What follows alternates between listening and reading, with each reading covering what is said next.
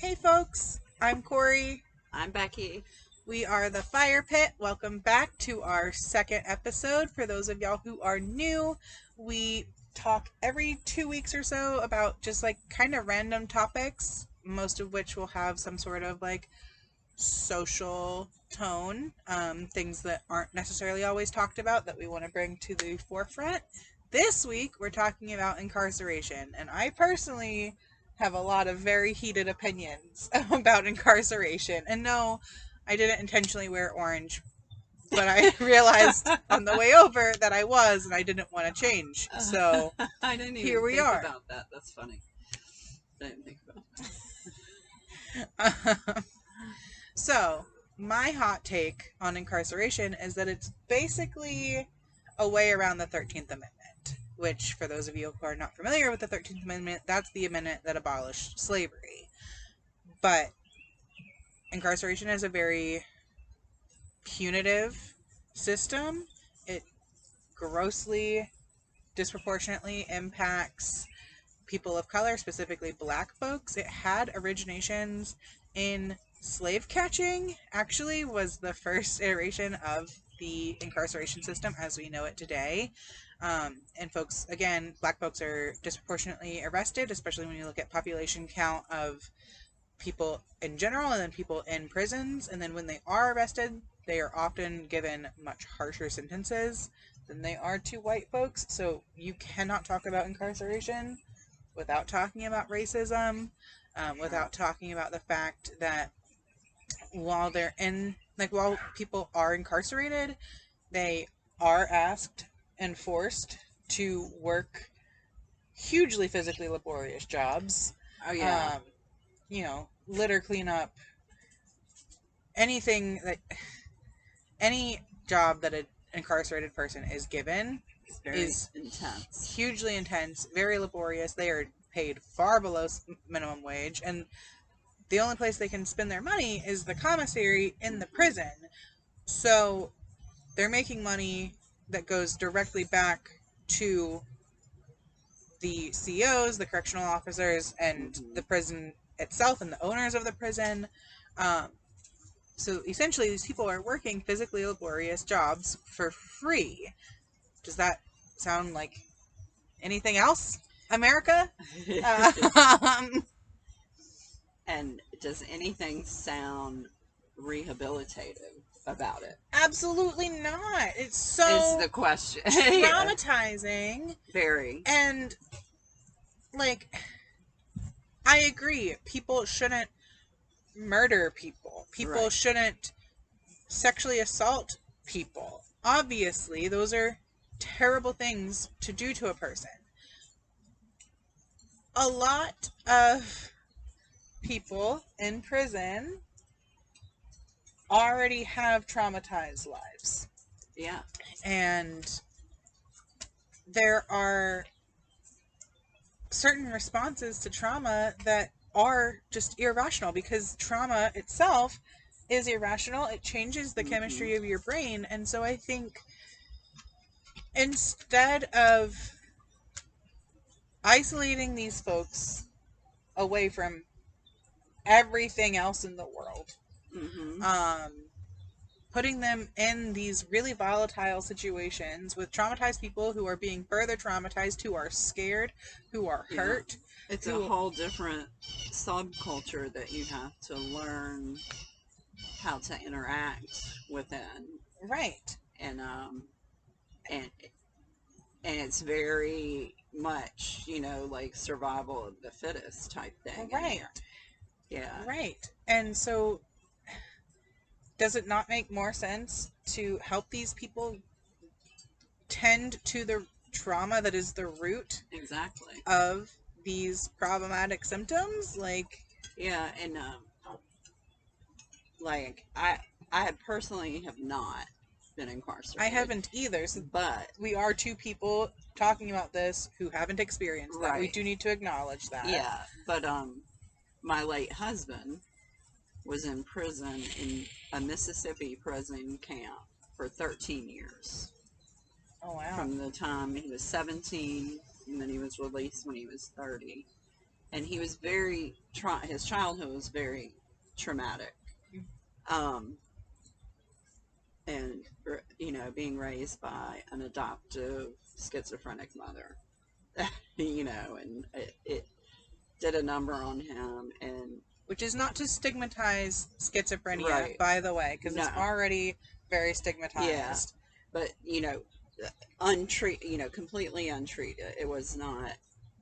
I mean, this, it's like the 50s. And that's another hugely important point. Like, as stigmatized as schizophrenia is now in 2022, in the 50s, you just didn't even talk about things. Right. And then the care that did exist was not very similar to incarceration, actually. Very, very much so. And even today, in 2022, I have not been incarcerated. I have been inpatient multiple times for mental health reasons. We love poorly managed mental health, but it is important if you feel like there's no other option, please go to an inpatient facility, because for sure, sometimes as crummy of a situation as it is, and I'm not even going to say crummy, I'm going to be adult here, we're all adults, and say as shitty of a situation very shitty as an inpatient facility is for mental health. Like, it is necessary. It's basically a minimum security. But it is also basically a minimum security prison. That said, since these systems are already so similar, and we were talking about earlier, like, incarcerative systems are very punitive, they are re-traumatizing. I think maybe a step, I'm all for, like, the complete abolition of all prisons, and then reforming society literally, like, as we know it, because so much of our society is based on this punitive system. I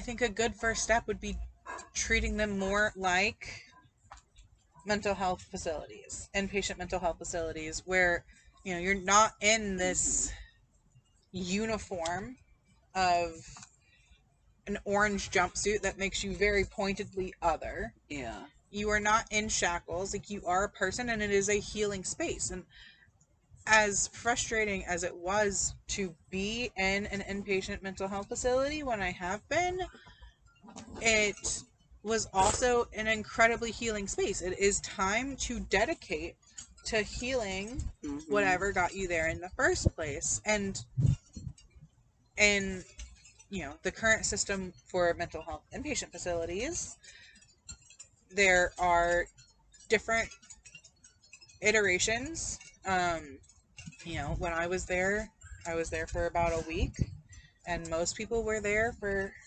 about a week, 3 to 10 days usually, maybe 14 if they had a lot of healing to do. But there's also long-term facilities. So think of that similar to jail and prison, respectively, but you're not in shackles. You're not in this uniform identifying you as other. You're in your pajamas. You're comfortable. You're reading. You're surrounded by people who are also healing, and you are surrounded by social workers and mental health professionals who can guide you through this journey. There's daily check-ins with your mental health. There's daily group activities, both recreational and therapeutic. And the community that I built when I have been in mental health facilities was really, really strong. And like, we talked last time about difference and how you need to have a circle of people who are different from you, as well as folks who are similar to you. And the people that I found myself caring for in these facilities, like, they weren't similar to me.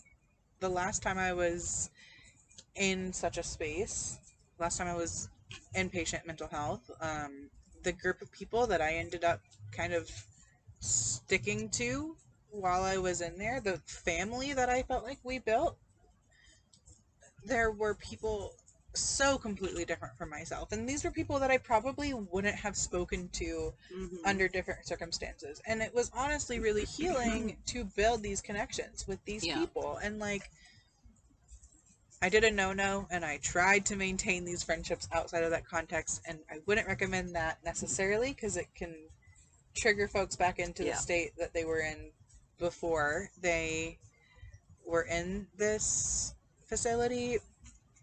But I think the camaraderie while you're in it is important and is necessary, I and think it it's is. something that I feel like, and again, I'm saying this as somebody who has been in a mental health facility but has not been incarcerated. Right. I don't know if the camaraderie of these mental health facilities is as present or as encouraged. It's encouraged in these mental health facilities while you're there, just not, again, Yeah. after you leave. Um, And I mean, again, I'm going off of what my yeah. late husband told me.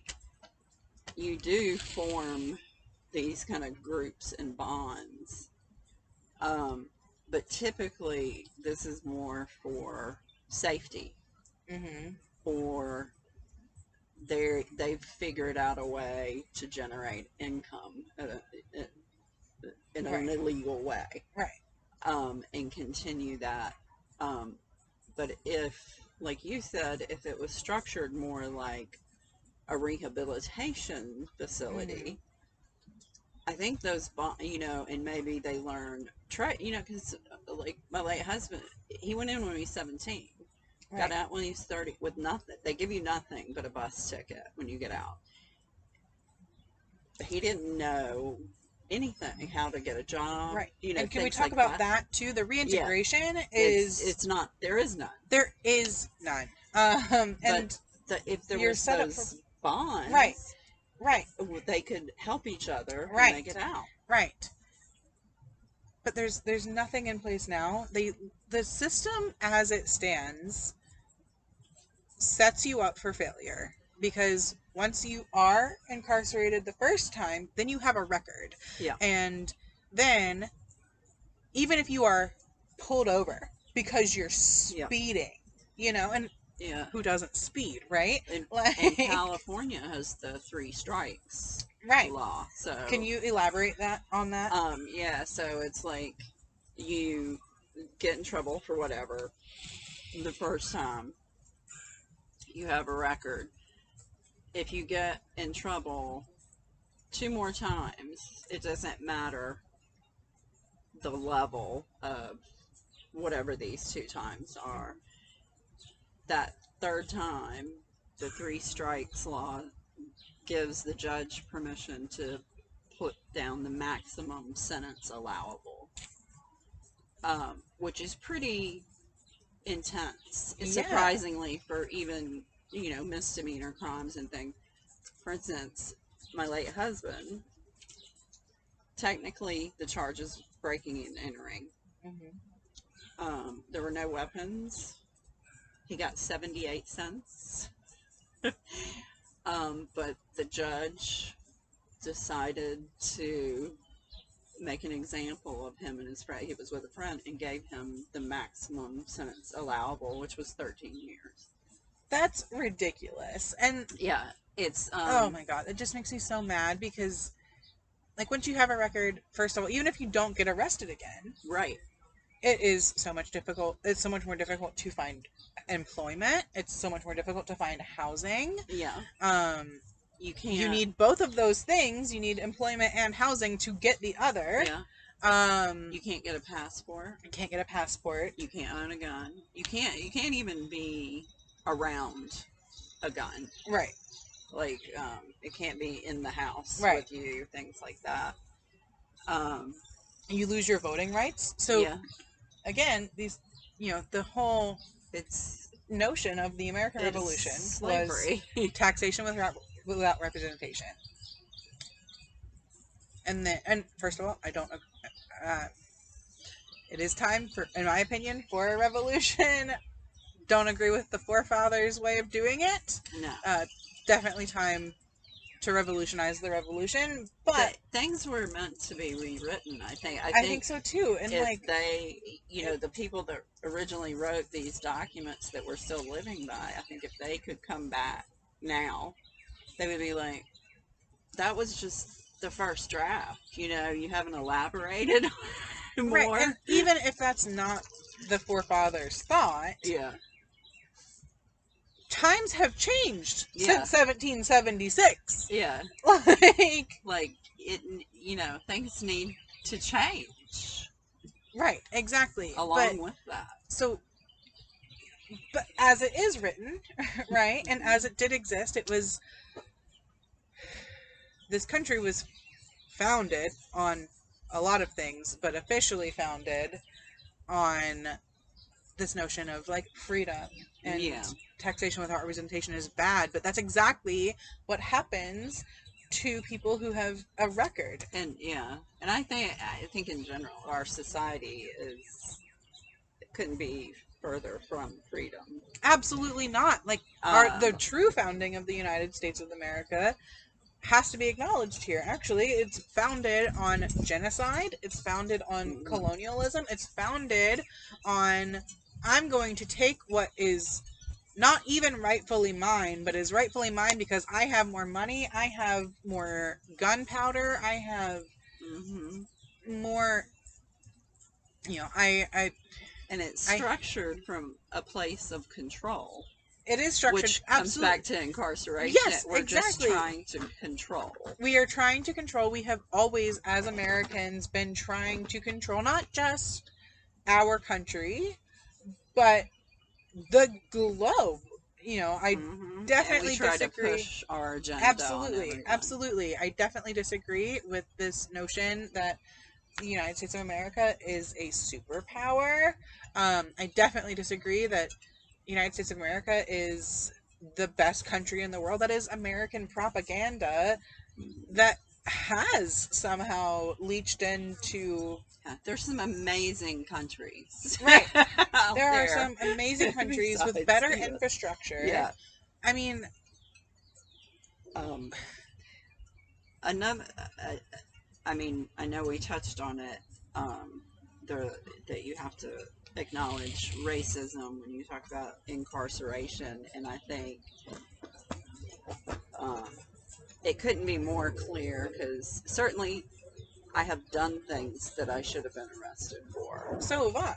And had the color of my skin not been white, I would have been arrested. Right. It would have been a completely different experience. Or worse. Yes. If the color of your skin had not been white, it could have been worse. It could have been life-taking, literally. Yes.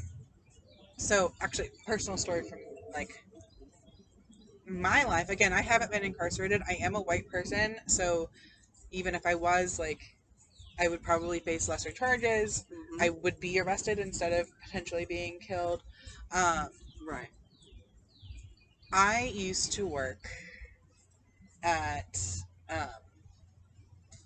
a Goodwill. I'll go ahead and name it because there's lots of problematic politics of Goodwill. It markets itself as a nonprofit, but it's definitely a for-profit organization. The help that they say that they offer that lets them continue their 501c3 status is that they will hire people with disabilities, which is just being a good person, mind you, and then they still pay these people sub-minimum wage.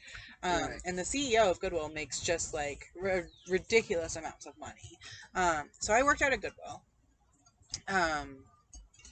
And this teenage black customer comes in and appears to be shoplifting a book. What actually happened is his grandparents were waiting in the car and he wanted to show them this book and ask if he could buy it. Mind you, books at Goodwill are less than $2, or at least at the Goodwill where I worked. So the assistant manager, who does not identify as white, but is very white passing, and we have to talk about white passing as well, Mm-hmm. because that is a privilege. This is turning into a whole lot of race, Yeah. but it is related to incarceration, because again, you can't separate the two. You can't. No. You know, she is white passing, so she has white privilege, even if she is not ethnically a white person. Mm-hmm. So there's this white passing, white appearing woman. She calls the police on this, again, teenage black boy because he's shoplifting. And again, he's not shoplifting. He took the book to the car. He was coming back in. He did come back in. But by the time he came back in, the assistant manager had already called the police. And fortunately, in this case, the kid got a stern talking to, got a warning, and that was it. But it could have so easily been Gone bad. So much worse. Black people are killed in this country every day for worse, and that is the basis of this incarcerative system. And had that kid not been of color, they probably would have never called the police. They might have called the police to them, but I would have been significantly less concerned about them calling the police. I still wouldn't have wanted them to call the police, because I really think calling the police really needs to be like a life or death matter. Yeah. Not a book from Goodwill. Not a book from Goodwill. And while we're on the subject of calling the police, like, I'm also personally of the opinion of, like, defund the police and reallocate the funds that we don't need. Police do not need military grade weapons or riot gear. And in fact, when they bring it out, it has almost always just exacerbated things. Because they have been the instigators, not the people that they are often protesting, or that they are, you know, trying to control. Back to this notion of control. I have, but that's not really our topic, but I do have varying opinions on that. Maybe our next topic will be defunding the police, because I think it, usually we, you know, pull from this little jar here, but just because I have had personal experience and was happy they had what they had, that's fair. I think we can reallocate funds while still, like, having some safety measures in place, but, like, I think every patrol car should come also with a social worker who is trained in de-escalation, who is trained in mental health, so that maybe they can adequately and appropriately diffuse the situation before it gets out of hand. And there are some programs now where they're doing that in Colombia, for instance. But I mean, they're in the very green stage, you know. Right. They're barely accepting any of it. And but I think if you, for whatever reason, can't hire a social worker, which I don't know what reason you could possibly give, but I'm sure there are reasons, then the police officers need to have better training. They need to have diversity and inclusion training. They need to have training on implicit and, like, explicit bias. They need to have training. Did I already say de-escalation? I think I did. Yeah, and they need it, like heavy-duty immigration training. Yes, too. I think. Well, no, never mind. I don't think that at all. I was gonna say and I'll back that up a little bit from the perspective. Really, what I was thinking of is situations of Violence Against Women Act, where there's women in this country that are in very dangerous situations, but they don't want to jeopardize that status. Right, but there's laws to protect them. That needs to be adjusted as well. Yeah. ICE as a concept needs to be abolished. Yeah. But immigration in this country is still illegal. So we have these systems, these toxic systems that feed into each other, because if you are a person living here undocumented and you are arrested, it's an immediate pipeline to ICE. Mm-hmm. Because then, not only are you arrested for whatever it was you were initially arrested for, you can then also be arrested for being here and illegally, and you're held, and then deported. And often you have no representation. No representation. They're the ICE camps are essentially concentration camps. Oh, yeah. Like, we need to identify that by name. We need to call it what it is. Yeah. And again, it's the system of control. It's the system that upholds white supremacy. Mm-hmm. And I don't think people understand that, like, a polite word for colonizers is immigrants. And they are very, very different people. They are very, very different mentalities. Immigrants are coming here to seek a better life for themselves and for their family. And colonizers are here to take, and take in whatever way that word can be applied. So very, very, very, very massively different people, massively different mindsets. But America does like to be like, oh yeah, we were founded by immigrants. We were this melting pot of a nation. We were founded by the immigrants that we deemed acceptable, because we targeted specific immigrants, to come over. Right. We were founded by white immigrants, white colonizers. Mm-hmm. That's not immigration. Immigration does not require raping and pillaging and just taking whatever you want from this country and from these people. Immigration, and giving it to this group of people that you deem more acceptable. Right. That's what happens. Immigration shouldn't involve assimilation, but sometimes does. Sometimes for safety necessarily must involve assimilation. But I mean, I've lived in America my whole life too, so I'm not necessarily the most qualified person to talk about immigration. I'm a white person living in America, have been living in America my whole life. But, you know, my understanding would be I wouldn't immigrate to a society that I thought would be unwelcoming, you know? And America is unwelcoming, and people do still immigrate here because it's out of desperation, safer. Exactly. And they are desperate. It is safer than whatever situation they find themselves in currently. But it doesn't make it good. Asylum, right. It doesn't make it good for them here. Especially in our current systems, which are incarcerative, which are punitive, which are not at all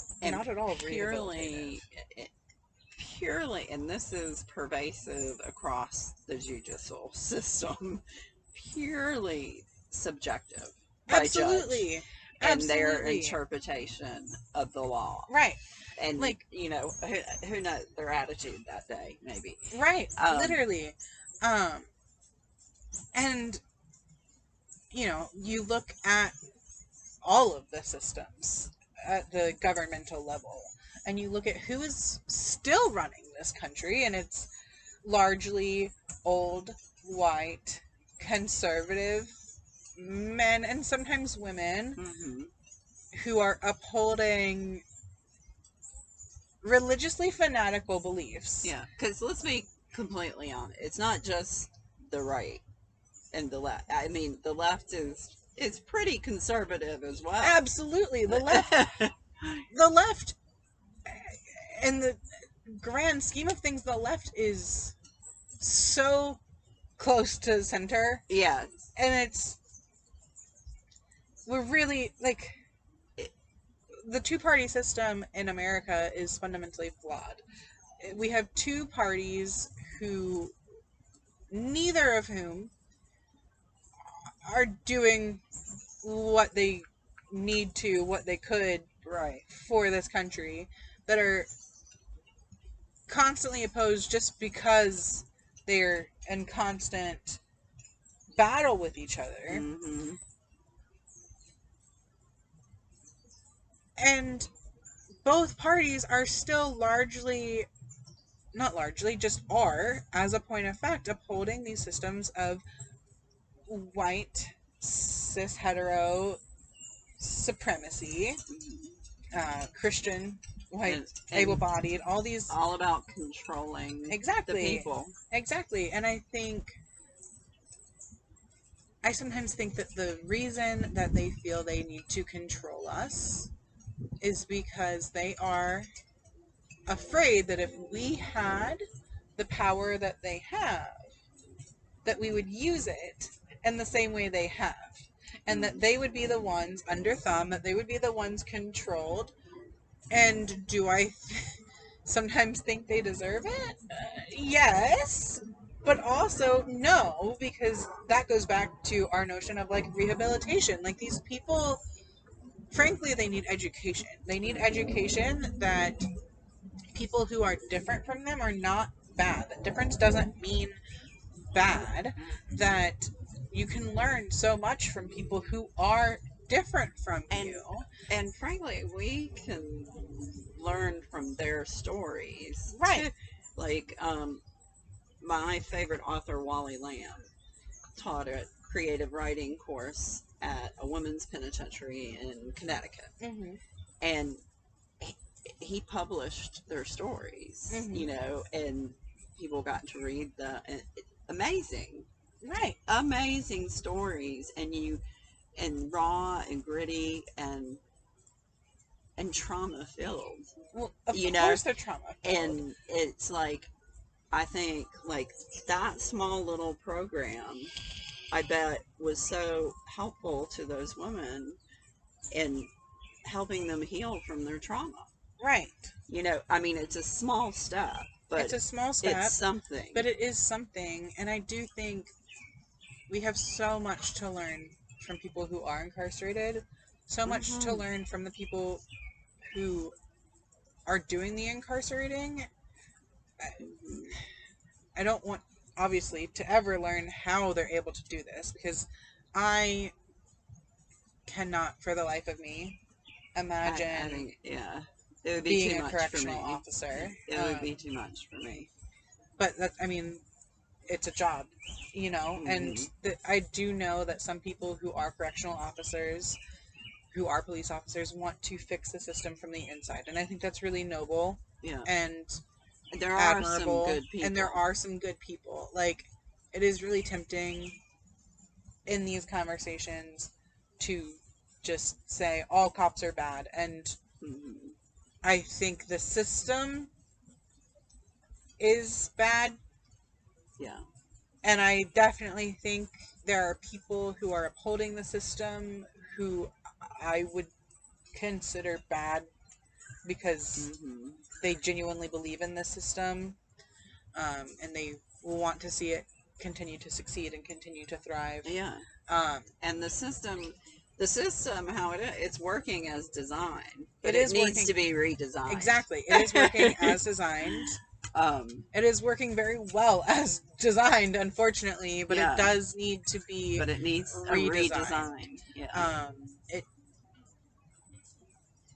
does not need to be this punitive system. I think the reason, some of the reasons, not even all of the reasons, but some of the reasons that people do get arrested, when the reasons that harm other people, um, those need to be addressed, but not in this punitive way, not Hmm. in this way that increases anger, increases aggression, increases trauma, increases fear. One of the And increases the likelihood of more crime. exactly, because like we said earlier, you They don't have leave an with option. a bus ticket. That is it. Yeah, And then unless you you are somehow get desperate. Right. lucky, you don't you have no skills. Right.